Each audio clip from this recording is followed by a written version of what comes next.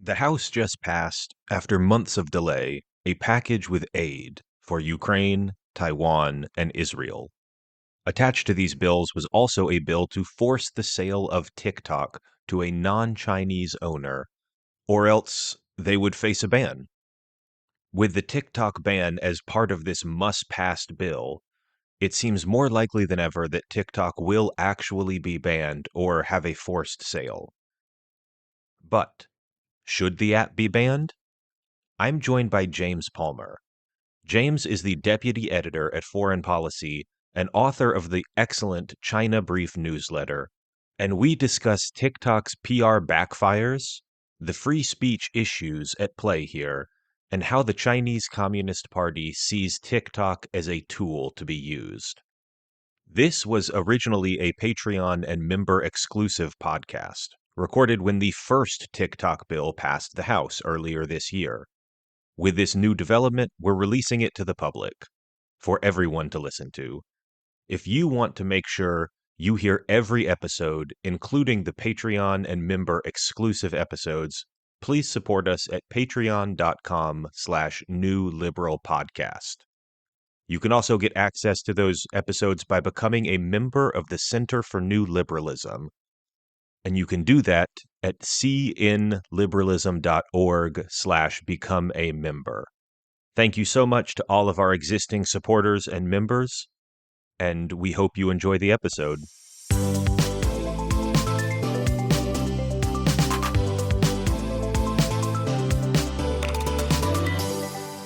Welcome, everyone, to another episode of the New Liberal Podcast. I'm your host, Jeremiah Johnson, and I'm joined today by James Palmer. James, welcome to the show. Thank you for having me, Jeremiah. All right, so today we're discussing TikTok, and there's a lot to talk about here.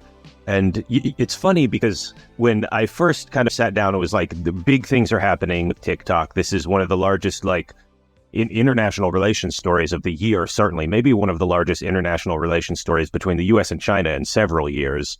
My first thought was like, okay, TikTok, I need to get like a tech guy on to like explain what's going on here. But the more I thought about it, I know a decent amount about tech, but this doesn't really strike me as a technology story at its core. Not really. I mean, it's obviously related, and we're going to get into this, but it really is more of a story about China itself. And how China views the West and how we interact with China. And so I'm really happy to be speaking with James today, who writes the amazing China Brief newsletter for Foreign Policy. You should subscribe to that if you haven't. I think let's kick things off, James, by let's talk about the history of the U.S.'s relationship with TikTok, specifically the government's relationship with TikTok, because for a long time, this has been something people have been looking at. Just in the last week, we're going to get into all the action that's happened and how there's a TikTok ban that might happen. But what do we know about like the history of the efforts of the U.S. government to crack down on TikTok, or how much they're worried about China being in control of TikTok? How long has this been going on? So people first started, I think, waving red flags in 2019. In terms of like, what is this? What is this platform? Why is it beginning to get big? Who's listening to it? What's the state of its control by Beijing or by a Chinese company? And then 2020, we started to see a really serious Trump administration-led but quite bipartisan effort to ban TikTok.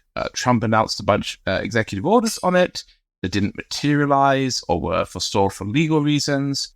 But there was a kind of a huge kind of upswell in interest in banning it that then effectively died amid the embers of the Trump administration. At one point, for instance, they literally didn't turn up to court to defend part of their attempted ban. Trump did actually he had issued like an executive order, right? It just, for whatever reason, it was either sloppy or they didn't follow through or something like that. A combination of the two, really. And he then attempted to kind of force a sale to Oracle, I think, back in 2020, in typical kind of, and that took away from the credibility of the ban efforts because it made it seem like a pure Trumpian kind of, deal making for a buddy effort. And so by 2021, the whole effort had basically fallen apart. There'd been a lot of sort of noise and fury. The Biden administration announced that it was going to review TikTok status and kind of take it back up. But then this recent effort has picked up steam very fast and has been driven both by the Commerce Committee, which the bill came out of with a 50-0 vote, which is very, very rare. But it's also been driven by the presence of the Committee on the Communist Party, or on competition with the Communist Party. It has a very long and slightly Chinese-sounding name itself, although CCCCPs. And that's the Gallagher Krishnamurti led committee that was founded a couple of years ago and has really zoomed in on Chinese influence in the United States in particular. And they've been very effective at moving this conversation forward.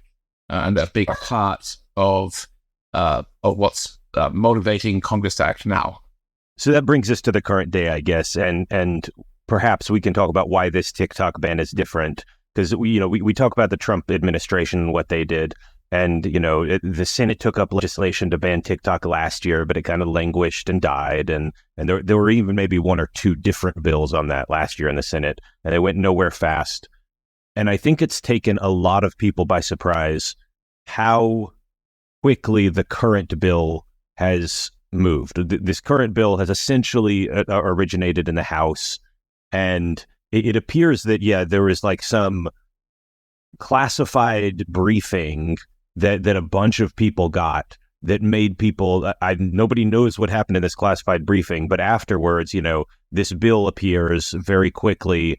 And, it begins to move its way through the House really, really, really fast. And I think it's taken a lot of people by surprise. I think it took TikTok by surprise, given their response to the bill itself. Yeah, and their response has been, we'll get to that, kind of botched, frankly. We're still a long way from an actual ban. And, to be clear, the bill itself attempts to force divestment or effectively imposes a ban. It doesn't ban TikTok as a kind of abstract concept. It is trying to force ByteDance, the Chinese owner, out of TikTok. And there's been a lot of arguing about, does that mean it's a ban? Or is this an outright ban? There's a lot of kind of back and forth over that. But we're still a long way from anything actually happening. By the standards of, America's sclerotic, gerontocratic government, yes, this has moved fast and been sudden, but we could still see, months and months for it to pass the Senate, legal challenges out the wazoo. I don't think we're going to be seeing TikTok disappearing from app stores this year. When it comes to the motivation, a bunch of people have been pointing to the ODNI report that has 2 lines about TikTok in as kind of the smoking gun that motivated this. Because it has this line about how Chinese propaganda arm used TikTok to attempt to interfere in the 2022 elections. But that's not a smoking gun. Chinese propaganda arms and frankly, other people's intelligence agencies, including the CIA, use social media platforms all the time. There's a Chinese propaganda presence on Twitter. There's a big Chinese propaganda presence on Facebook, Meta. There are American agencies on Twitter. Both there are American agencies, as we know from a Reuters story today, attempting to use Chinese social media platforms, probably not very well. So that itself, the use of TikTok by Chinese propaganda doesn't mean that TikTok itself was involved in that effort or was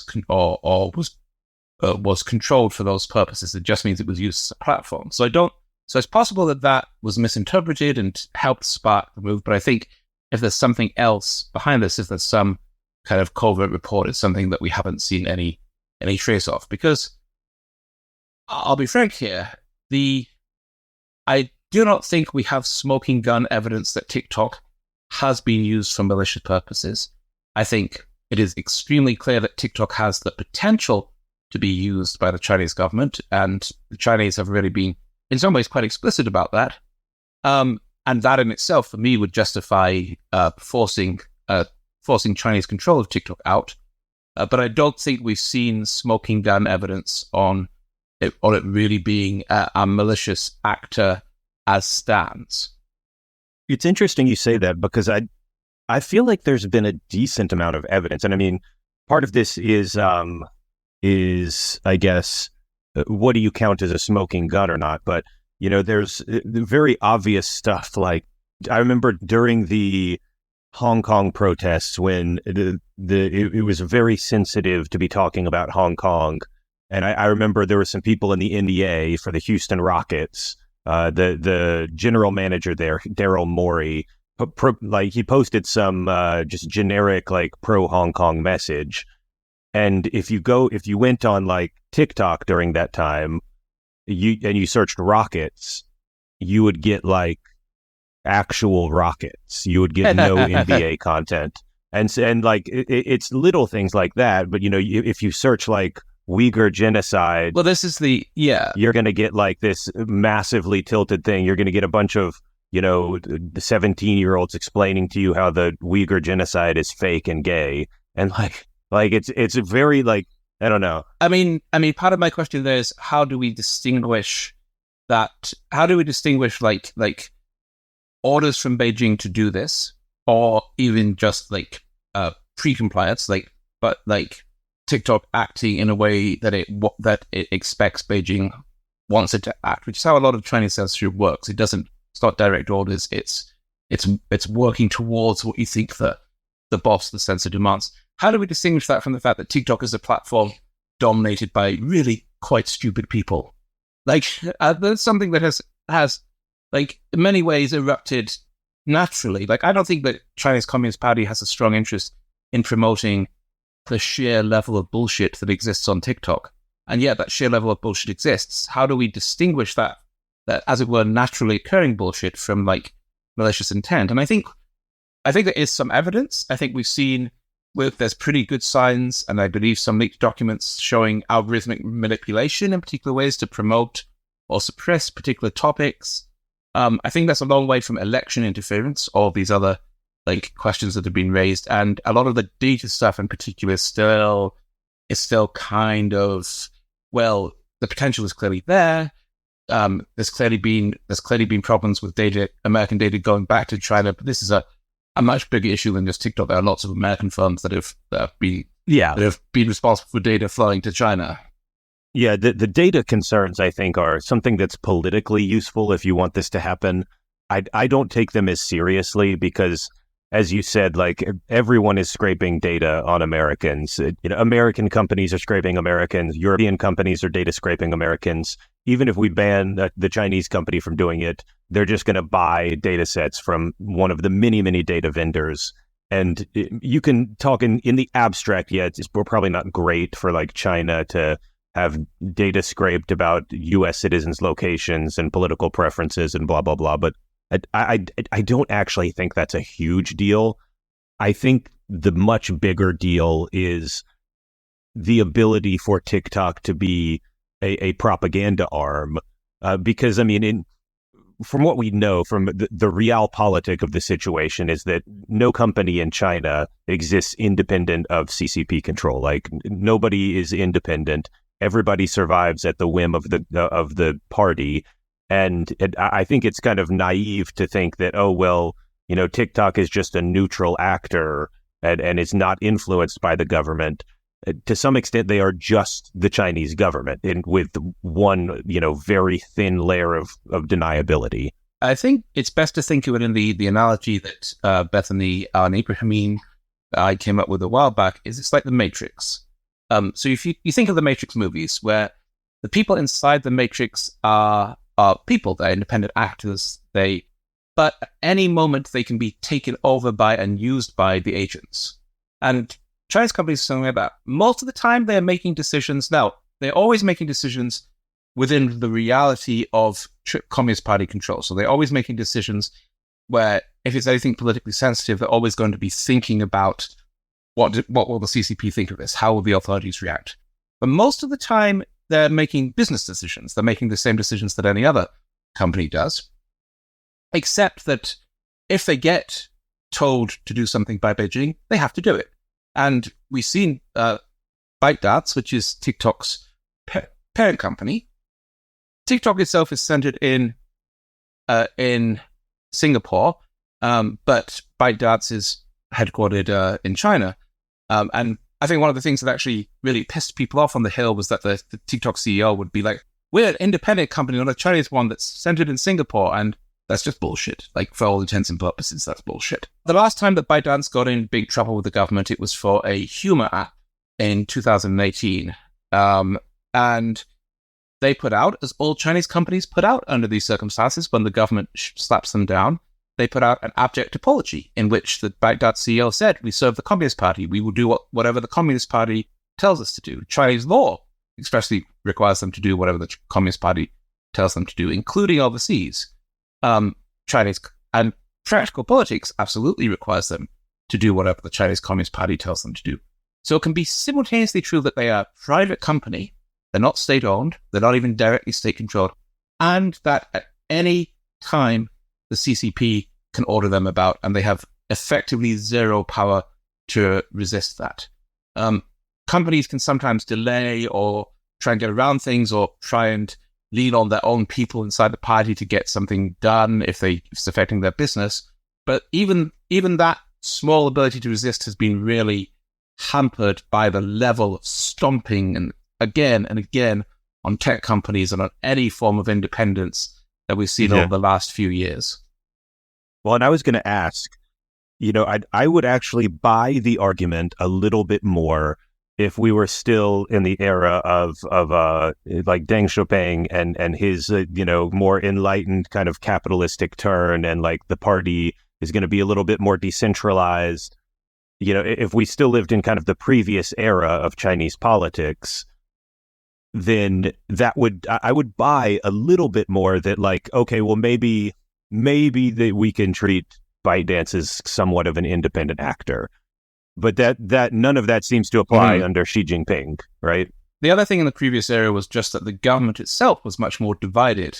And so it was possible for companies to some extent exploit those divisions, like to appeal to factions inside the party that were like, well, maybe we should give so-and-so a bit more independence. Maybe we should let them marry this. Maybe it's good to have people speaking out on this issue. There was just more room to play with, and now we're in an extremely paranoid, xenophobic, insular time in Chinese politics. Everything is bent towards Shiism.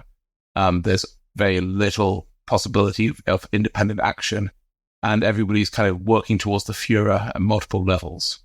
So I want to come back to kind of the grand philosophical points in a few minutes, but before we do that, we'll move the story along here. So it's announced that the House has a new bill that would essentially ban TikTok. And for shorthand, I'm going to call it just a TikTok ban. It's more accurate to describe it as like, this is a TikTok divestment and ban or something like that. But shorthand, it's a ban. And this announcement is made. And one day later, TikTok puts a little thing in their app, a little notification that I think in some sense you couldn't avoid. Like millions of users got this.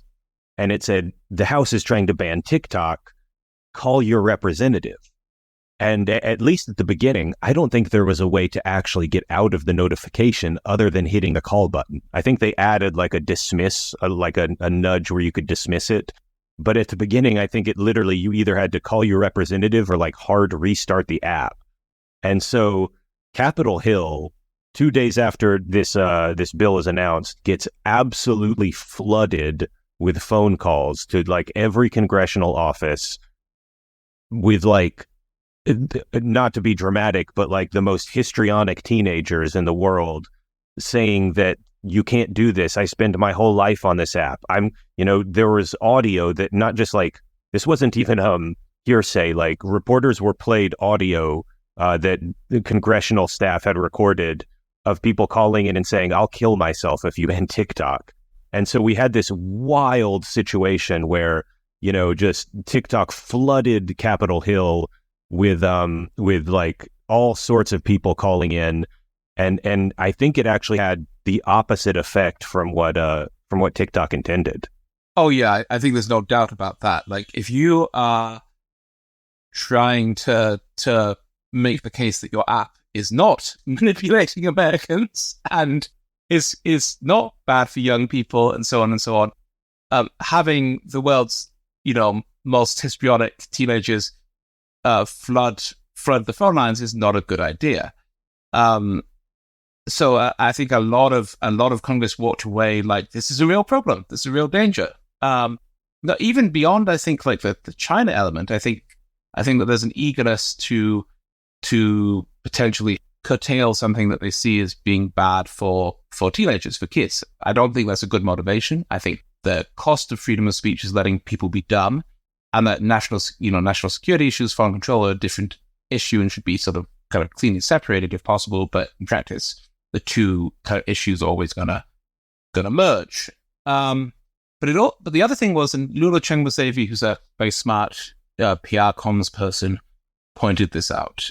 She said, if you're an American company and you mobilize a grassroots effort like this, it's seen as an indication of your like public support, your strength, your kind of your home roots. But if you're a foreign company and do it, you seem manipulative and dangerous. And it also, practically speaking, did not help that most of the people who are making these calls are either legally incapable of voting or are very unlikely, like most 18 to 24-year-olds, to vote. Yeah, there's a sense in which, if the point of doing these campaigns of like Uber has done this before, I know, and probably several other apps. Uber has done things where like a city is considering banning Uber, and they'll put a little pop-up that says, call your city council person. But the point of that is to show like we are deeply embedded in the local community. We are deeply embedded in politics here. And it's just that sends two very different messages, right? If you're a U.S. company saying we are deeply embedded in the culture and the community and politics here, that's a signal of your power and you should be respected. If you are a foreign entity controlled by the Chinese Communist Party and your message is, look how deeply embedded we are into your politics, that is not a message that's going to go over very well. Yeah, and my suspicion is that basically TikTok's PR lobbying people were coming from a context where they were used to working with firms like Uber has done this, Airbnb has done this, and now I think it's pretty manipulative and unpleasant when US firms do it, but it can be effective. So I don't think I don't think I've seen some people try and argue that like the people behind TikTok don't understand how the American government will feel about this. I think it's actually that the people behind the PR people involved are used to dealing with American companies, and so did something that would have worked for an American company, but they didn't consider the full kind of geopolitical context. Well, they also just didn't have much time. I think TikTok was genuinely kind of taken off guard by this, because TikTok, from a DC perspective, you live in DC, and I don't live there, but I know a ton of people down there. I'm kind of in DC circles, and TikTok has an enormous lobbying operation. They are typically more like behind the scenes lobbying, like trying to get meetings with people and influence things in that way. They typically don't do these kind of big public pressure campaigns, but I think they were actually pretty taken aback by this and were really scrambling. Like, to me, this is a sign that they were not prepared for this, and they threw some shit at the wall, hoping it would stick. I think that's right, and I think part of it was that they've been very successful in delaying or pushing back efforts at bans before. So they, I think, took the latest one as, another stage in like this long, mostly failed campaign to move against TikTok. And so when it suddenly came through 50-0, that was a big, big shock to them. I think they probably thought they had at least some votes on the committee. Lobbying is interesting because one of the things that can happen is if you're lobbying too much, if you're too uber present, even behind the scenes, people can start to wonder what's up with that. People can start to think of you as aggressive rather than the really effective lobbying is the very long-term, tedious, all pals together lobbying. And so while they've been all over the place in DC in the last 4 years, the sheer intensity of that may not be as effective as you might think. I think that's fair. And as you said, this was a shockingly, maybe it was just the margin of how it happened that was shocking to them. But for things to come out of committee 50-0 in the House it's not unprecedented, but that's the kind of bill that usually has a very, very easy path to passage. And, there's leading Democrats, leading Republicans all saying they're going to support it. Steve Scalise, who's the House Majority Leader, says he's going to bring it up for a vote. President Biden, who's obviously a Democrat, says he's going to pass it. The one big obstacle potentially seems to be the Senate, and Chuck Schumer hasn't said much about it yet. But the signs right now are that this is the kind of thing that has massive bipartisan support. It passed the House just a day ago, I think, 320, 330 votes. I want to go back to something you said, though. You mentioned the idea of free speech. And I think there's an interesting debate here about the limits of free speech and how that applies to banning something like TikTok. How do you see free speech entering into the equation here? What are the free speech concerns that people might have? So I think the concerns are you're depriving Americans of a platform for speech that many of them have found, useful and powerful.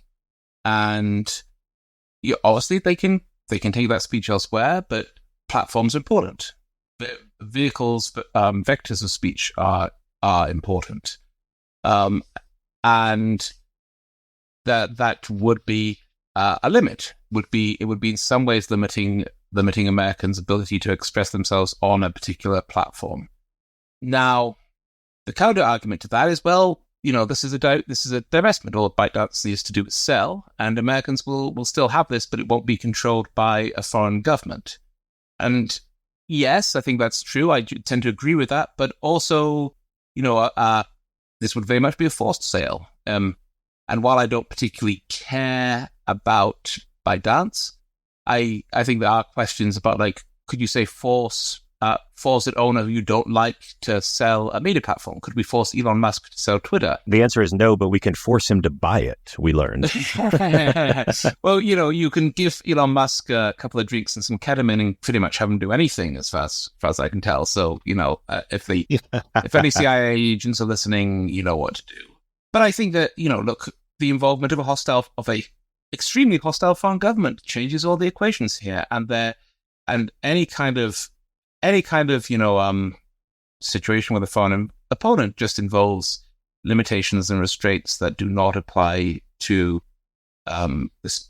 Americans or even allies or friendly to neutral countries. And China has made it very clear that it is hostile to the United States. China's own, of course, media restrictions are massive. This is 0.001% of what China does. And you get these arguments that are we're going to become like the Chinese. And I'm like, really? This is the most trivial, minor stuff compared to the Chinese media environments, and something that's going through questions of law and votes, and order, and all these things that are part of the democratic process, slow and inefficient as it might be, compared to if China wanted it to happen, which it would happen yesterday.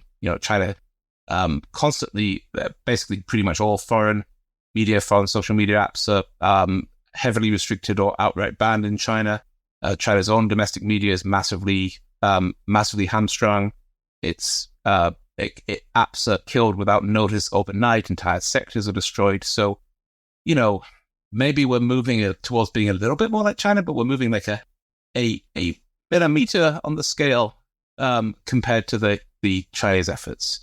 And if we're, if the US is in a long-term, sense of competition with China, sense of competition over values, a sense of competition over what the direction the world is going to be when it comes to authoritarianism, censorship itself, do we require America to, fight that war with both hands tied behind its back?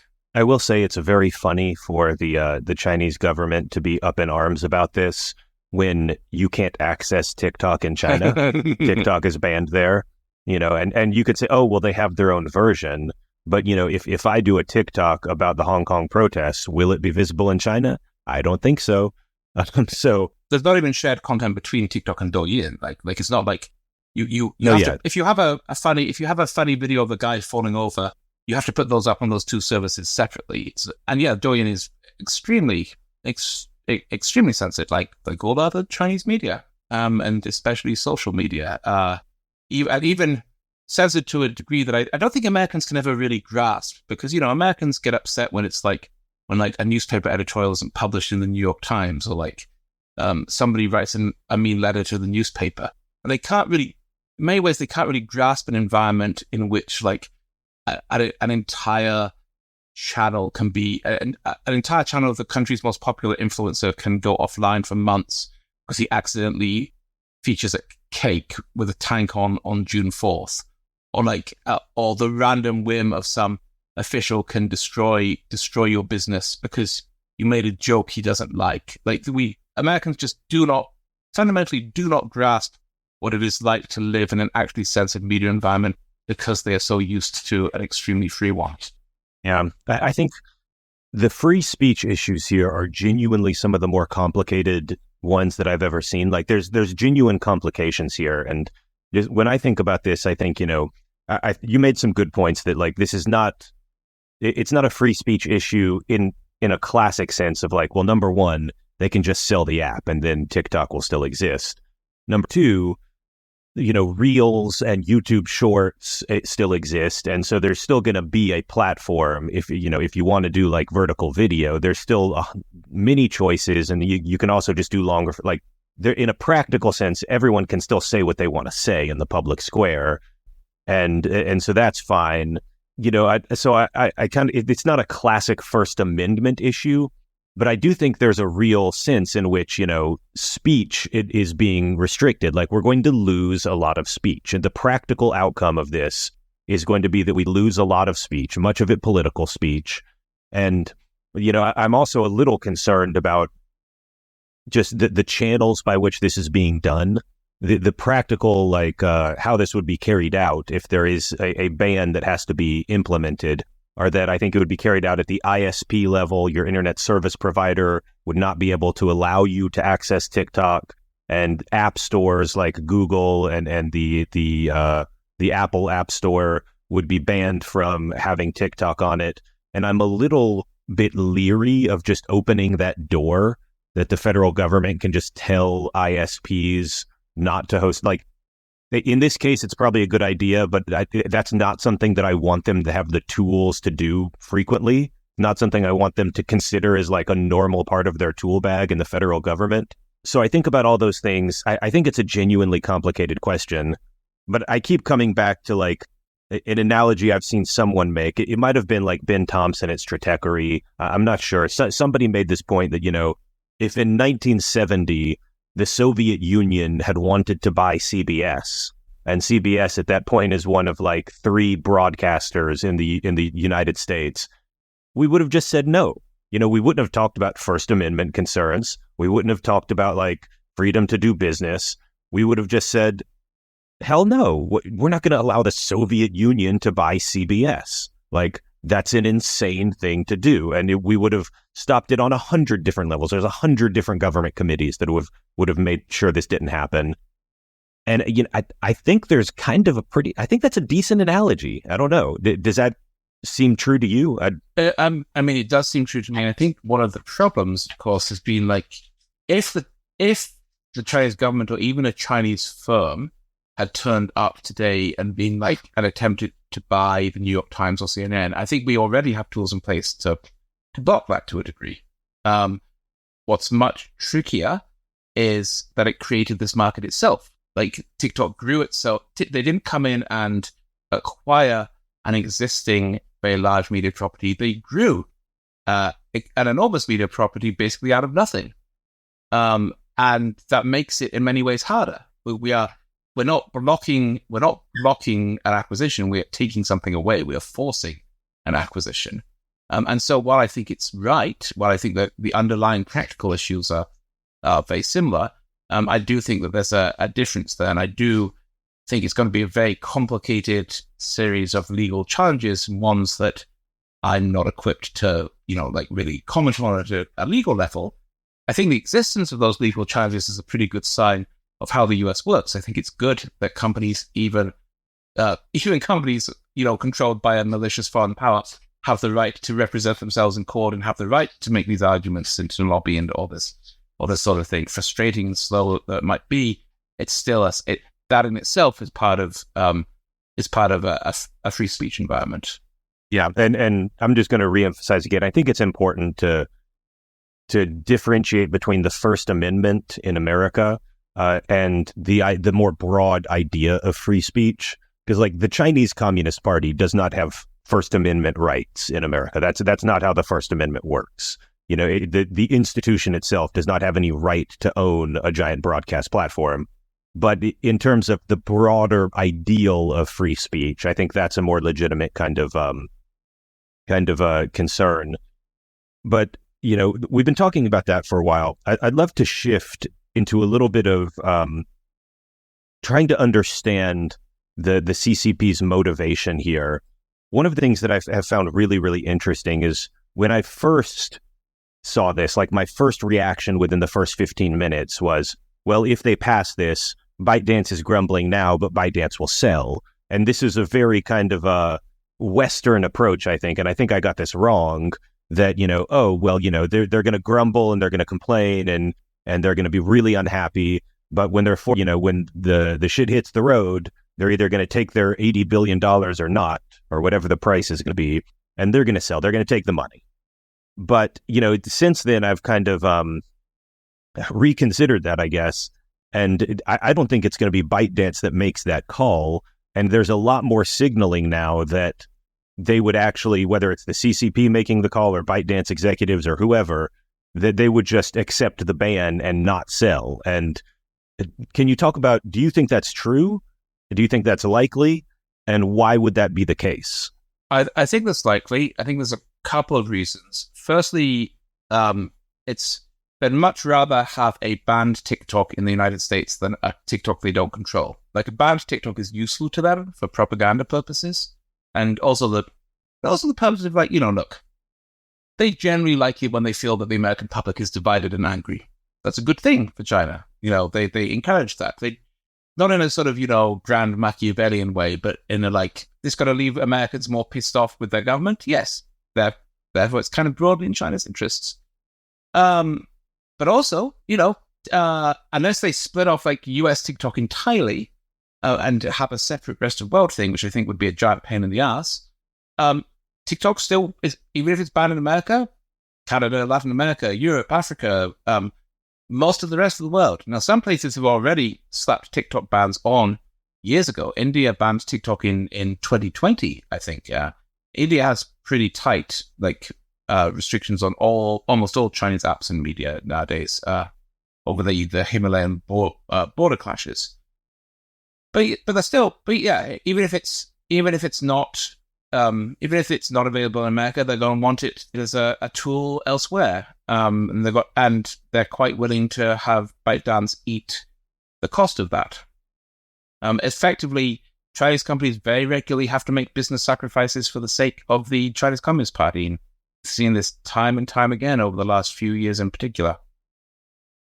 I think it's actually interesting and kind of a self-fulfilling prophecy. That's the wrong phrase, but it's a the fact that the CCP would refuse to sell kind of tells you that this like underlines the point for me that they are in control and that they view this as useful propaganda.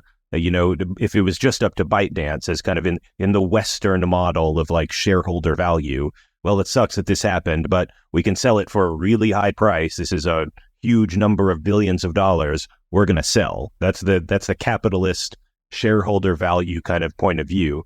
But the fact that, you know, the leadership in China would rather have this as a propaganda point, and that they do actually see value in having kind of this control of a media network in the United States, that underlines the point to me that, yeah, this is actually something that's dangerous.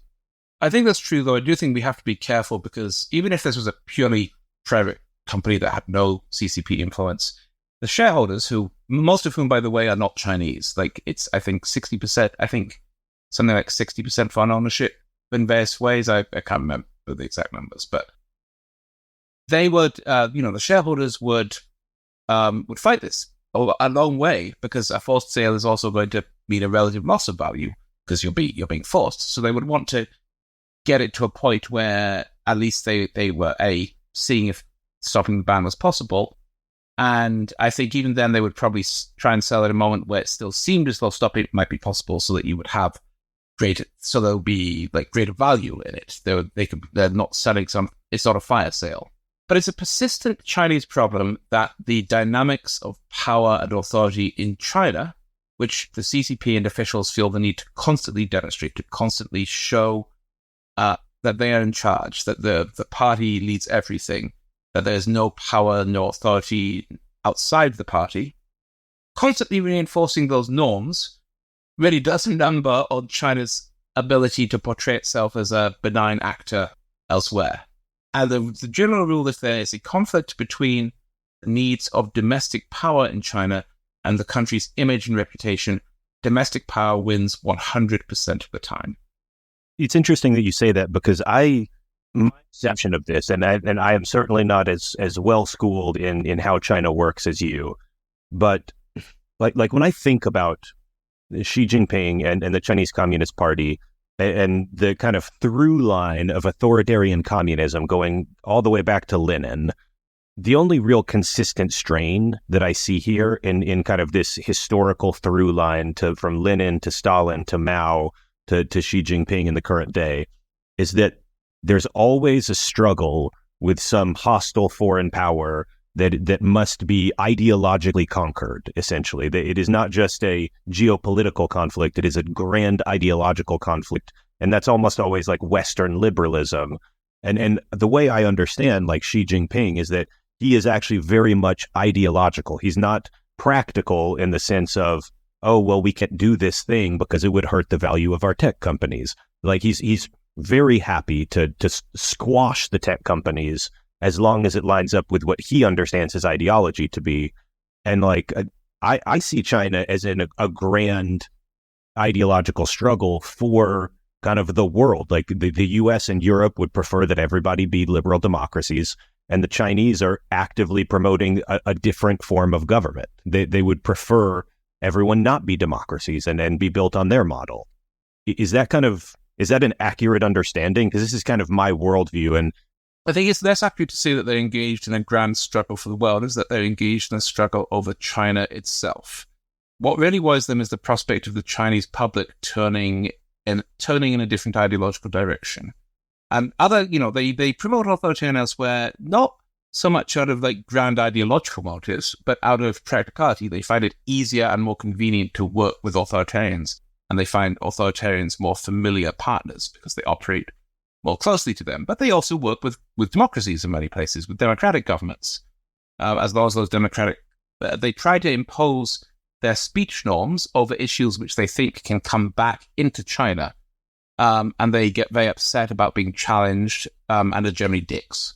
But there's not, I think, a grand ideological motive there. I think there's a very straightforward ideological motive in China, which is that if you look at the history of like the crackdowns under Xi, they are a response to the belief in 2012, 2013 that American cultural power was winning. American soft power was winning. That Chinese youth were becoming more Americanized, were watching American TV, were listening to American music, were being seduced by American ideas. And a lot of things went into that. And in a way, it resembles the kind of boomer panics of the US, because a lot of it is old people in the Communist Party being upset that young people think differently from them, that they don't respect Maoist hero Lei Fang and his heroic battle against the telegraph pole that killed him when he backed into it. That they don't respect the military enough. There's all this stuff about like historical nihilism, which is basically like China's equivalent of the war, the war on woke. Like the young people are trying to tear down our beloved statues. And that's mixed with the Leninist desire for control, for power, for the party to head everything. So it's not. So I think they don't see it as a global struggle so much as they do a national one. They see, because US soft power is very influential. The US is culturally really strong. The people everywhere do do like all this shit. Just as a side note, you remember that? Do you remember that guy on Twitter? There was a guy on Twitter, and I hate to bring up that. Oh, Bruno Mackay's look, where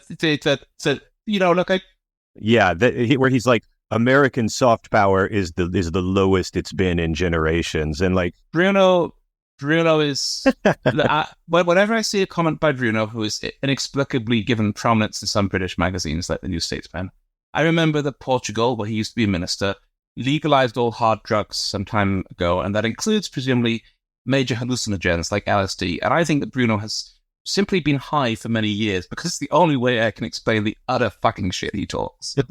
Bruno wrote an essay on the Chinese language which he does not speak, which contained some of the most bizarre and surreal claims about Chinese anybody has ever seen.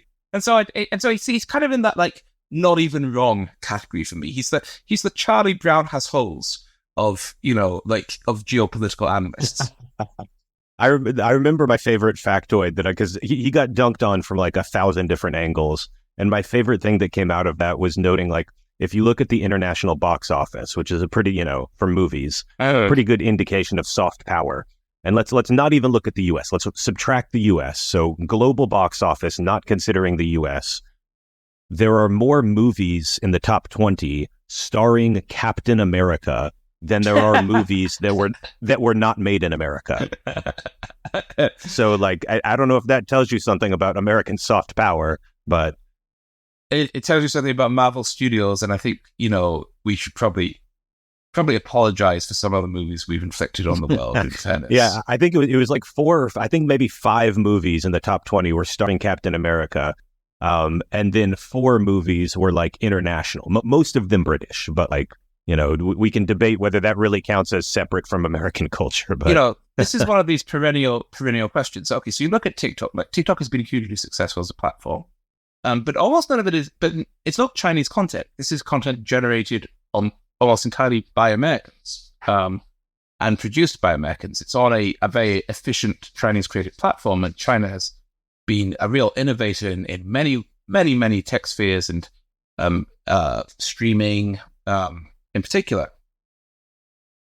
But Chinese cultural content is so much lower than a country of 1.3 billion people should be. There's considerably less Chinese cultural content consumed abroad than that of a very successful neighbor, but tiny by comparison to China, South Korea.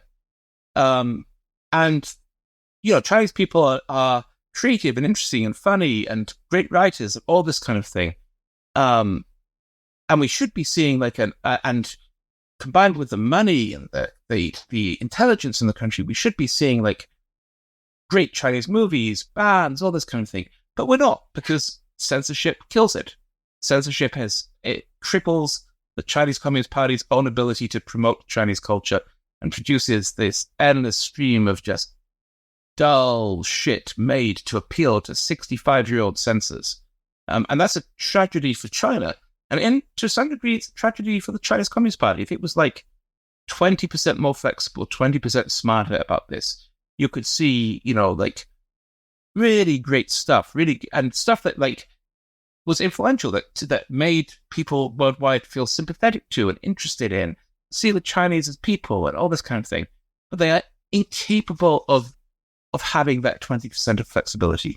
Yeah, and I think it's important to emphasize in these discussions where, like, look, I am obviously ideological. This is the new liberal podcast. It used to be the neoliberal podcast. I have an ideology, and I don't pretend to be neutral. I am a liberal, and I want that worldview to win in the geopolitical struggle that I see. But, when I talk about, like, the CCP is my enemy, and I think they are, that doesn't include the Chinese people. And I think we should always be clear about that. Like, people are people everywhere, and Chinese people are just like anyone else. They can be creative and funny and smart, and for the most part, they just want to make a living and do right by their families and get by day to day. And I think you're totally right that if the CCP didn't exist or existed in a smarter version of itself, we would see so much more flourishing Chinese content all around the world, and that would be a better world. We would be a richer, more creative, world if we had if we could unlock, more than 1 billion people to spread their culture to the world. But it's a real shame that we can't. I always think of this as like the Chinese are actually really good at memes. Like we could be seeing some really quality memes coming out of China if this was a like unrestricted environment. We could be seeing so many videos of country boys falling off tractors. Like just not just the grand kind of cultural stuff, but also like the little silly dumb stuff that humanizes people and allows them some sense of being of a shared culture of of Chinese Taylor Swift fans being able to argue with Western Taylor Swift fans on the same platform about messages in the albums. And while there is some communication, the walls between the Chinese internet and the rest of the world's internet are real, and they're painful. And this came, I think, this very vividly hurt the world during pandemic, because we're 4 years away from pandemic, and if you go back to February 2020, you will see the rest of the world not taking the pandemic seriously, for the most part, because they were not seeing the images that were coming out of Wuhan. They were not seeing the anguish on Chinese social media for the most part. This was invisible, and it was invisible in part because of walls that the Chinese Communist Party has put up and its own attempts to control that information. But if we had taken that more seriously, if we had felt that this was not something happening far away to people we didn't know, but to people like us, then maybe we would have acted faster and saved a lot more lives.